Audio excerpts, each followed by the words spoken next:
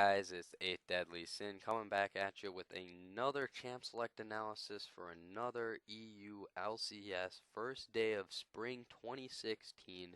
Let's jump right into it. This game is going to be Elements versus G2. We have Elements on the blue side, G2 on the red side. Got the bands and pick order numbered out for you and boxed out. Let's get right into this. Now, first ban coming out from Element is Lissandra. Again, Lissandra, a very strong flex pick at the moment. Does a lot of CC in area of effect damage, a lot of magic damage. Also can get pretty tanky with the Roa in the top lane as well as the mid lane, and also have nice scaling with that item as well as providing the point click CC and just general damage and zone control that Lissandra offers in the top lane that can be flexed mid or top. Very popular pick now if you've been watching the LCK regions, and also for the first day of EU LCS as well. So very popular, very safe meta ban to have for the first ban. Now let's move into the next one. The next one, G2 is going to be banning out Poppy, and as if you watched the Fnatic game, you've watched my analysis on the draft phase of that Fnatic game, Poppy is going to be a very popular pick for support and possibly being flex top this patch, as well as maybe into the future of this season, depending on future changes that Riot does, because what Poppy just offers is a lot of not only hard engage coming from the support, but is the ability to cancel those dashes and cancel potential disengages slash engages that happen around Poppy with that ability, as well as providing a bit of range poke with the passive shield throw, as well as the disengage of the ultimate, as well as the possible engage tool of the ultimate if it is used point blank. So just a very strong pick that also becomes tanky when you get to the later part of the game, while still providing that CC and utility in the bottom lane if she is support, as well as some maybe extra damage if she comes out of the top lane while still holding on to that utility. A safe meta ban for G2. Let's move on to the next one.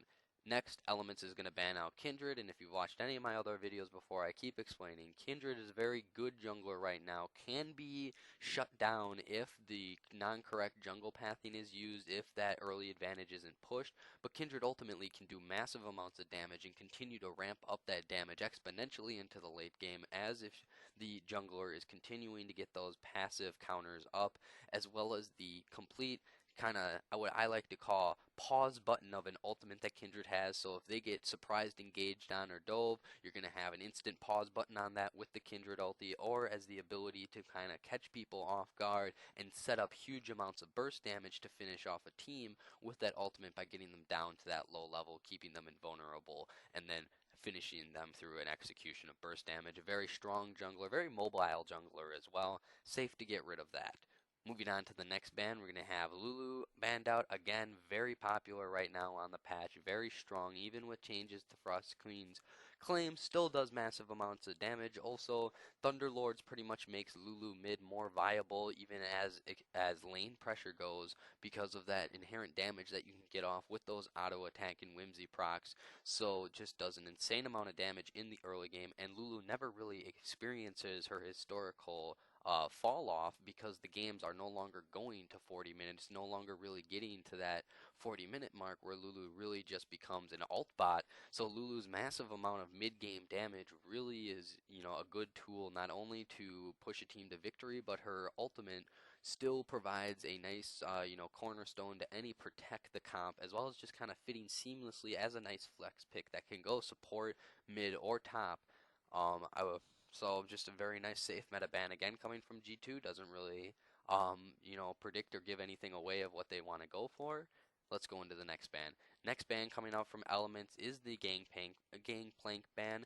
What really surprises me about this ban, and what I maybe goes to how Steve's champion pool is, I don't really understand why they would ban this on on blue side, seeing how they get that first pick, why they would ban out Gangplank, make G2. If I was Elements during this ban phase, I would leave that open. Maybe have Steve pick that up first pick if it's left open because it's just that strong right now, that amount of damage that can occur, as well as the global factor of his ulti and the wave clear that Gangplank provides. I would leave that open, maybe ban out someone like the Fiora or Lissandra, which has already been banned out. Never mind, scratch that. I would ban more of a Fiora, or even ban more of a Trundle if they're not going to be playing that support, to kind of get rid of those other top tier picks of this patch and then force G2 to either ban that or give that up. But that might go to show that Steve is maybe not completely comfortable on Gangplank, or they have something else in mind at this point in the banning phase. The next ban coming out from G2, a bit surprising, they banned Shen. Now Shen provides a lot of tank, a good front line, but also the ability to shield those carries. So a nice be able to give some safety to those carries. Obviously, it's not really a priority pick. This ban kind of confused me in the sense that they left Fiora open, who is a very big pick, and they left Ryze open, who's a very big pick. And seeing how they're on red side, leaving both Fiora and Ryze open, I think is just a bit too risky. They obviously must fear this Shen from somehow. I really don't know. His engage isn't the greatest, while he can ult in and then get a taunt off, but it's not really game breaking or as strong as the other picks that they're leaving open, such as Ryze, such as Fiora.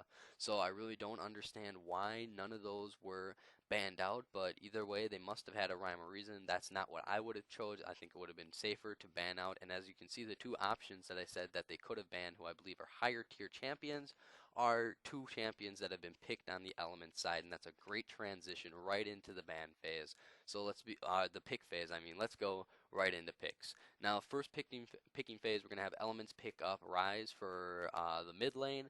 Obviously, at this point, Ryze is a flex pick. He can either go mid or top. Very strong in both lanes. Has that insane late game damage as well as the scaling into the late game. Gives pretty much any late game insurance to elements. If it gets to that point, Ryze is going to be able to dominate, as well as still having significant pressure and AoE damage that he provides. So not only does he have the AoE factor, being able to apply that massive damage to a large amount in a large area, especially with the ultimate activated in these team fights, but also has a decent amount of lane pressure, and being ranged is pretty much golden to set up in any lane that he gets into, as long as he can just passively kind of farm up, scale up, and that's the job that Ryze needs to accomplish. But he can still get those kills before he's at full potential. So a very good first pick, very strong. As I said, left open from the banning phase, so obviously a real obvious pickup for elements if they can execute on how Ryze is supposed to be played.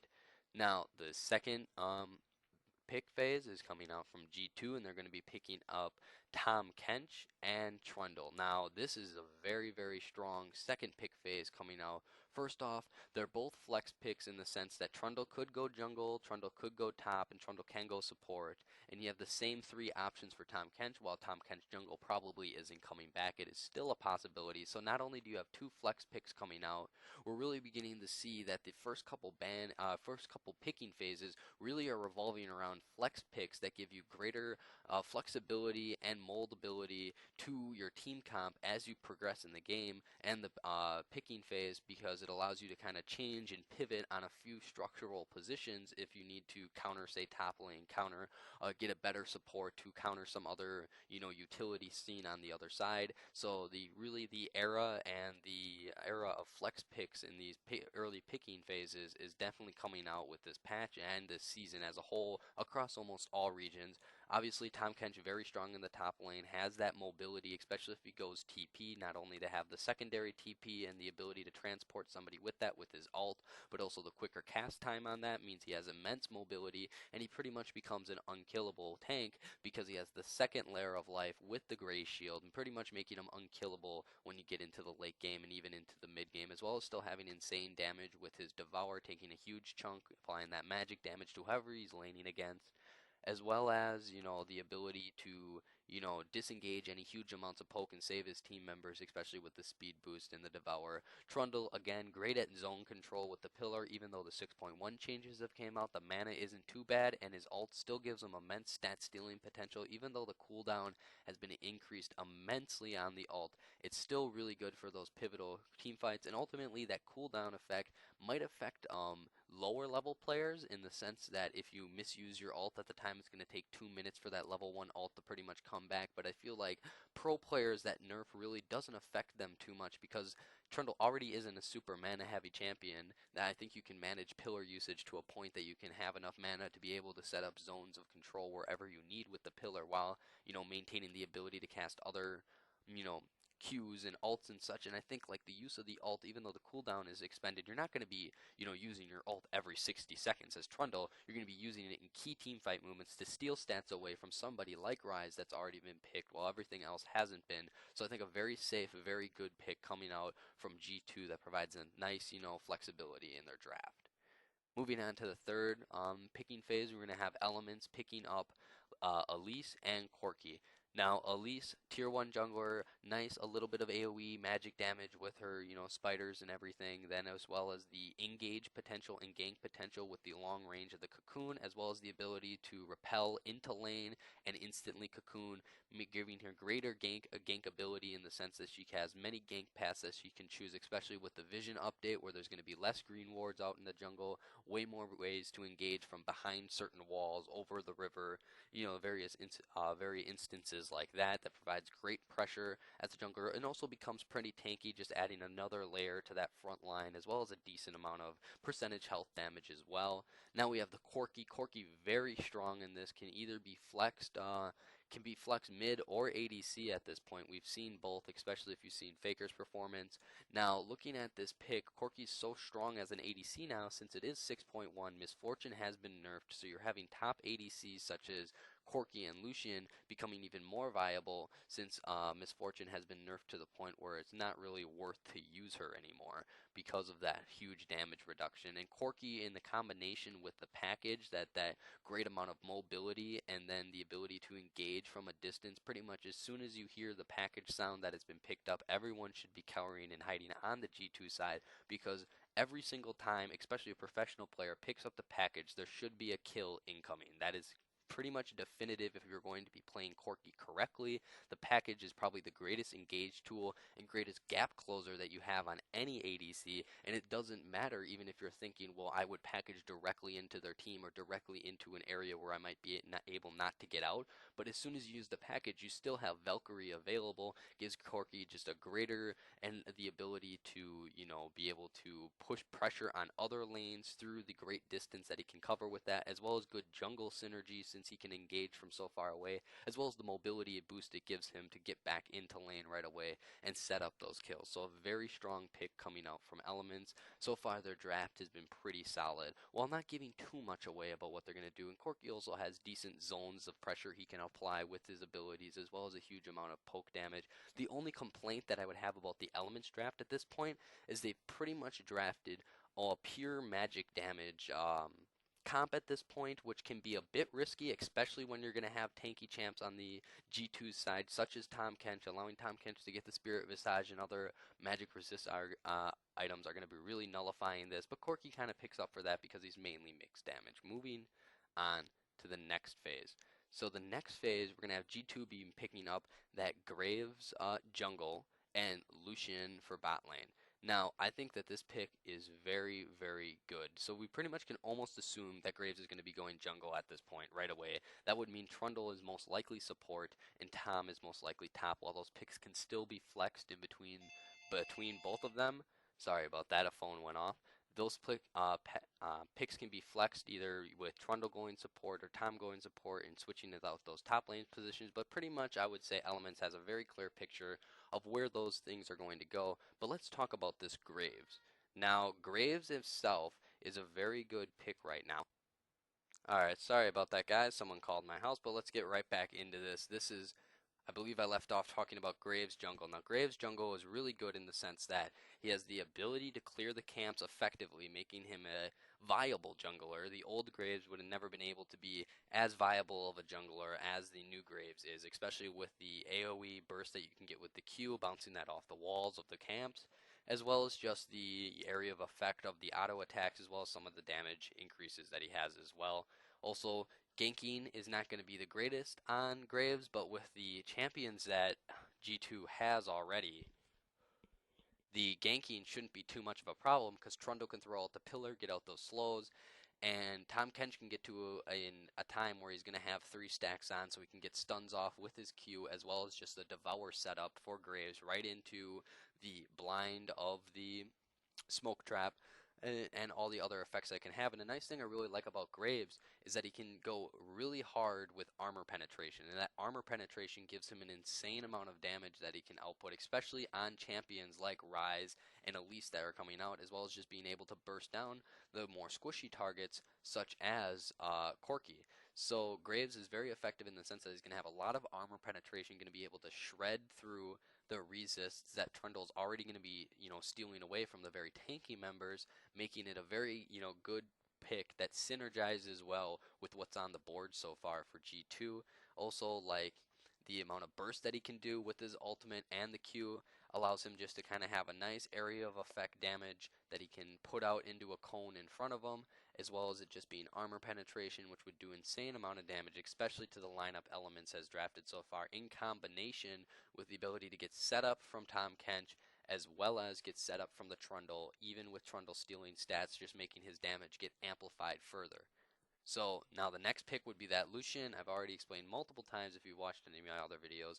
Lucian is probably another very strong ADC right now on this patch, especially with the nerfs coming out to Miss Fortune. Insane poke damage that he can do with his Q. Essence Reaver allows him to constantly be throwing out his abilities. A very safe, lane dominant ADC to be choosing, especially if we're going to assume Corki is going to ADC at this point with the Ryze pickup. He's going to be able to trade with the Corki well with the range that he's going to have on his Q to be able to get that poke off, as well as the Thunderlord's procs coming out of a simple Q double auto with the passive makes Thunderlords a very viable option that's probably going to be used in this, as well as the ability for Lucian to wave clear, which provides, a nice safety net for closing and destroying any sieges that Elements is trying to throw G2's way, as well as just a lot of damage coming out of Lucian. So a very safe ADC pick. I think a very nice jungler pick. I wouldn't really suggest other junglers such as Rek'Sai coming out, because Rek'Sai at this point, while it would be good to have a little more zone, they don't really need any more tanks coming from G2. Tahm Kench is, pretty much two tanks in one, and Trundle's going to be stealing all of those stats. So if you put a Rek'Sai into the position where Graves is going to be, a Rek'Sai, while it might provide more tank and kind of be a safer pick in the sense that it'd be more meta than the Graves pick, I think since you already have the Trundle coming out stealing those stats, amplifying damage, it's better to amplify the damage of a Graves who can do a lot more armor shredding and get a lot more damage down while still becoming tanky in his own right through his various passive effects. I think it's just an overall better pick than the Rek'Sai. And who are you really going to be ganking and engaging with tunnels as a Rek'Sai in this game if you're Trick? You're not going to be going in on the Ryze, who's just going to stun you right in place as soon as you try to gank. You're not going to be really ganking the Corki, who's going to have the Valkyrie out. So at this point, I think seeing the draft coming out from Elements and the picks that G2 has already picked up, I think Graves is a very good fit just from a draft perspective. Now let's get into the fifth pick phase, which is kind of last to round out the team comp from Elements. I'll talk about the team comps and synergies that they have at the end once we get to all the picks. So we get Fiora coming out as well as Thresh. Now, let's talk about Fiora first. Another champion that I said probably should have been banned instead of Shen. I really don't see how Shen would have broken the team comp that they have assembled here already. Maybe by getting some of the squishier members caught out, but the same can happen with a Cocoon, and the same can happen with a Thresh Hook. So I really don't see why necessarily Shen would have been a really good ban. Probably a Fiora ban would have been safer, or the Ryze ban. But Fiora, very strong in the top lane, going to be able to trade decently well early with the Tahm Kench. But the problem is, it's ultimately an uphill battle for Fiora in the sense, even if she gets ahead, all Tahm Kench has to do is farm and get tanky. Fiora is going to have to be able to either A, get tanky enough to be able to absorb the massive amounts of damage and armor shred coming out from G2, or instead of going that tank route to try to survive, is going to have to go full burst, which leaves her vulnerable as a squishy to the various forms of engage and damage that is already on G2's side. So I bet it's a bit of a double bind for Fiora, but she should be able to dominate early against the Tahm Kench, because Tom's not going to have too many ways to do this. But also, I don't really like choosing melee matchups in the Tahm Kench, because Tahm Kench is going to be able to get those 3 procs onto her very fast. That allows him to CC with his Q, as well as just devour her and set up for a possible Graves gank, or just do massive amount of percent health damage with the devour spit out effect. So I just think I don't really like the melee matchup. I think a better pick here Maybe would have been for the top lane, probably like I don't know, even a Kennen. But then again, if they're trying to go for this engage type champion who's dealing pure damage, I really just don't think that Fiora is necessarily bad. I think maybe something like a Kennen would have provided more CC for their team, more AoE damage and better team fight than necessarily the Fiora does in their comp so far. The Thresh, I mean, the Thresh is fine. It's a decent support pick. I think there's other options that you could go for instead of the Thresh. Thresh provides great disengage, but who are you really going to be disengaging besides the Fiora, who's the only one who really has to rush in there? And I don't think that's a good enough reason to really pick the Thresh. I really would have preferred more of a Braum coming out, especially since he can block a lot of the culling damage and damage coming out from the Graves. I think a Braum would have been better in the sense that it has a little more CC and zone control than the Thresh does with his ulti and the Braum passive to get the stun on. So there's a lot more, I think, pick potential and zone control with a Braum coming out for the support position for elements rather than the Thresh. Not necessarily a bad pick, but I think Braum would have fit better with their team comp and better in the context of what G2 has chosen up to this point. Let's get to the final draft of the entire game. We're going to have the counter pick for the mid game for Perks, which is going to be Ahri. Now, Ahri, I think here is a good choice, especially since now they know that they're going to be laning against Ryze, pretty much guaranteed. So what I like about the Ahri pick is Ahri has a lot of high mobility, which is good, as she is an assassin.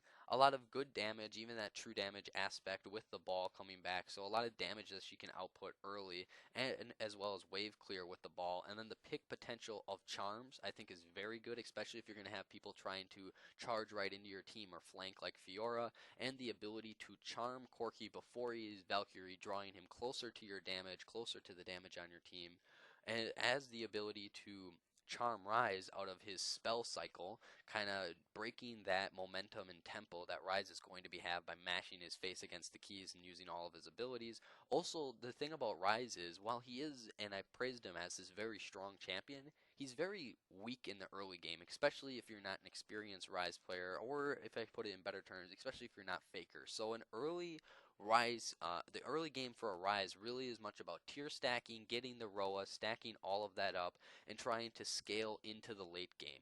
So you cannot play a passive mid lane against Ryze. Someone like a Victor or an Orianna probably would have been a terrible choice into that matchup because that gives Ryze what he wants, the comfortability to be able to scale up into the late game. While I think Ahri um, really pressures the mid lane in the sense that you're going to be able to maybe get early kills on Ryze, especially with some gank pressure or charm setups that you have.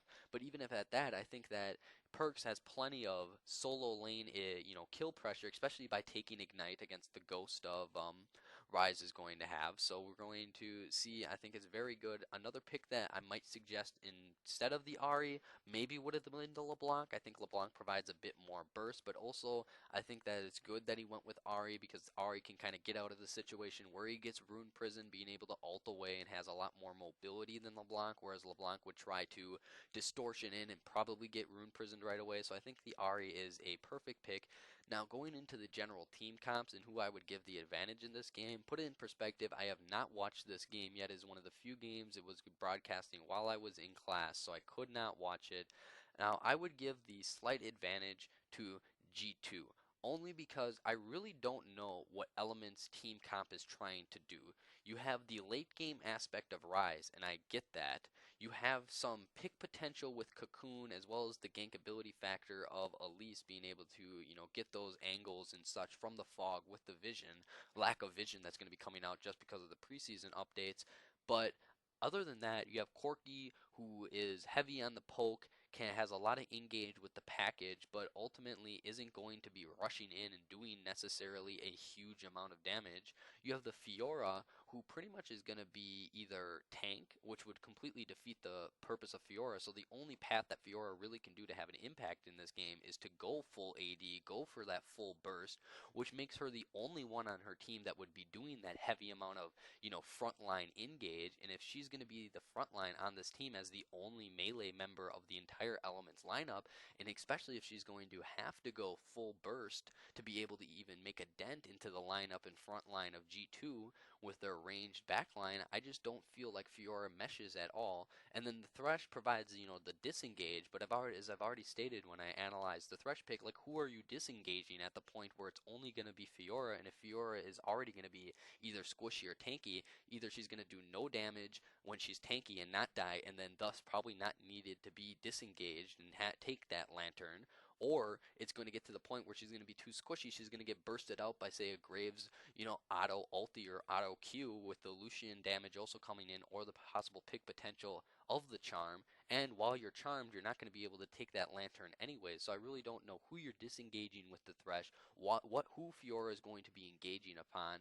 And really, while Corki and Rise and Fiora are all very strong picks, I don't think they necessarily mesh together. This seems just kind of like a jambalaya of strength and strong meta picks coming out of coming not Alliance. That's a blast from the past, but coming out of Elements. So I really feel like their team comp doesn't make too much sense. Now going on to the G2 side, I think their team comp synergizes very well. You have Ahri in the mid lane who's going to be able to pressure Rise and try to get that early game advantage, but also has a really nice mid game power spike in damage, as well as the ability to pick off some of the squishier members of Elements while also being mobile enough to get out a situation where she might be engaged on with the package or get caught out by a cocoon or rune prison or a hook. She has that mobility to get away from those situations and has insane kill pressure, which is definitely needed. The damage is needed in the G2 lineup. You have Tahm Kench in the top lane, who is going to be able to provide a massive amount of frontline threat, as well as the ability to create situations you can engage on with the Devourer,